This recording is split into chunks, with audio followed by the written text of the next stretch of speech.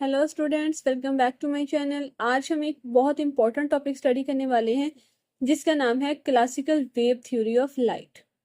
ये theory physics की history में बहुत इंपॉर्टेंट मानी जाती है क्योंकि इसने लाइट के नेचर को एक्सप्लेन करने की कोशिश की है। क्वांटम मैकेनिक्स से पहले साइंटिस्ट बिलीव करते थे कि लाइट सिर्फ एक वेव है। क्लासिकल वेव थ्योरी के मुताबिक लाइट एक इलेक्ट्रोमैग्नेटिक वेव होती है जो स्पेस में ट्रेवल करती है। इस थ्योरी को डेवलप करने में बहुत important role James Clerk Maxwell ने अदा किया है। स्टूडेंट्स, मैक्सवेल ने इलेक्ट्रिसिटी और मैग्नेटिज्म को कंबाइन करके मैक्सवेल इक्वेशन डेवलप की एंड इक्वेशन से प्रूव किया कि लाइट एक इलेक्ट्रोमैग्नेटिक वेव है। इलेक्ट्रोमैग्नेटिक वेव में इलेक्ट्रिक फील्ड और मैग्नेटिक फील्ड एक दूसरे के परपेंडिकुलर होती हैं और वेव प्रोपेगेशन की डायरेक्शन की भी परपेंडिकुलर होती हैं।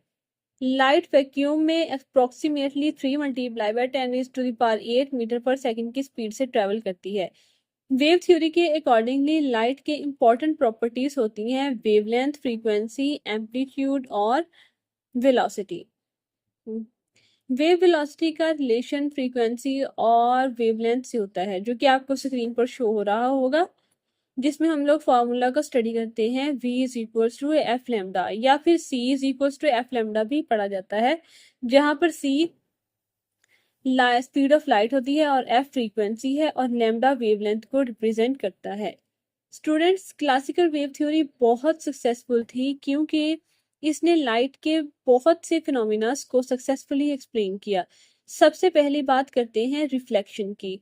तो रिफ्लेक्शन का मतलब होता है जब लाइट किसी सरफेस से टकरा कर वापस रिटर्न करती है। वेव थ्योरी रिफ्लेक्शन के लॉस को परफेक्टली एक्सप्लेन करती थी। उसके बाद रिफ्रैक्शन को एक्सप्लेन किया गया। रिफ्रैक्शन में लाइट एक मीडियम से दूसरे मीडियम में एंटर करते वक्त बैंड हो जाती है क्योंकि उसकी स्पीड चेंज हो जाती है। वेव थ्योरी इंटरफेरेंस को भी एक्सप्लेन करती है। इंटरफेरेंस तब होता है जब दो वेव्स एक दूसरे के साथ कंबाइन करती हैं। अगर वेव सेम फेज में मिले तो कंस्ट्रक्टिव इंटरफेरेंस होती है और इंटेंसिटी इंक्रीज होती है। अगर ऑपोजिट फेज में मिले तो डिस्ट्रक्टिव इंटरफेरेंस होती है और इंटेंसिटी डिक्रीज हो जाती है। तो स्टूडेंट्स, आप लोगों ने क्या समझा कि जब हम इंटरफेरेंस की बात करते हैं तो जब वेव्स जो हैं वो सेम फेज में मिले तो कंस्ट्रक्टिव, जब ऑपोजिट फेज में मिले तो डिस्ट्रक्टिव। और कंस्ट्रक्टिव इंटरफेरेंस में इंटेंसिटी इंक्रीज होती है और डिस्ट्रक्टिव में डिक्रीज होती है। डायफ्रैक्शन भी क्लासिकल वेव थ्योरी का इंपॉर्टेंट प्रूफ था।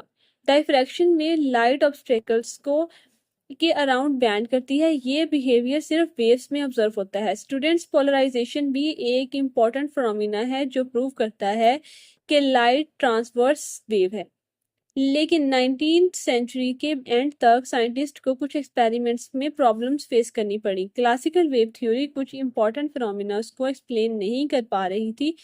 सबसे फेमस प्रॉब्लम थी फोटो इलेक्ट्रिक इफेक्ट। एक्सपेरिमेंट्स में ऑब्जर्व हुआ कि जब स्पेसिफिक फ्रीक्वेंसी की लाइट मेटल सरफेस पर फॉल करती है तो इलेक्ट्रॉन्स एमिट होते हैं। क्लासिकल वेव थ्योरी के मुताबिक एनर्जी इंटेंसिटी पर डिपेंड करनी चाहिए थी, लेकिन एक्सपेरिमेंट्स ने शो किया कि इलेक्ट्रॉन्स एमिशन फ्रीक्वेंसी पर डिपेंड करते हैं। इस तरह ब्लैक बॉडी रेडिएशन को एक्सप्लेन करने में भी क्लासिकल थ्योरी फेल हो गई। इन फेलियर्स की वजह से साइंटिस्ट को रियलाइज हुआ कि लाइट सिर्फ वेव थ्योरी नहीं हो सकती। फिर एल्बर्ट आइंस्टाइन ने सजेस्ट किया कि लाइट पार्टिकल्स की तरह भी बिहेव करती है। इन पार्टिकल्स को फोटॉन्स कहते हैं। यहाँ से क्वांटम थ्योरी और मॉडर्न फिजिक्स की बिगनिंग हुई। तो स्टूडेंट्स, कंक्लूजन ये है कि classical wave theory of light physics की हिस्ट्री में बहुत इंपॉर्टेंट थी। इस थ्योरी ने रिफ्लेक्शन, रिफ्रैक्शन, इंटरफेरेंस, डिफ्रैक्शन और पोलराइजेशन को सक्सेसफुली एक्सप्लेन किया। लेकिन माइक्रोस्कोपिक फिनोमिना को एक्सप्लेन करने में इस थ्योरी की लिमिटेशंस सामने आ गई, जिसकी वजह से क्वांटम मैकेनिक्स डेवलप हुई। आई होप आपको आज का लेक्चर समझ आया होगा। नेक्स्ट लेक्चर में हम फोटो इलेक्ट्रिक इफेक्ट या डुअल नेचर ऑफ लाइट के को डिटेल में स्टडी करेंगे इंशाल्लाह। तो मिलते हैं नेक्स्ट वीडियो में, तब तक अपना ख्याल रखें, लेक्चर को रिवाइज करें और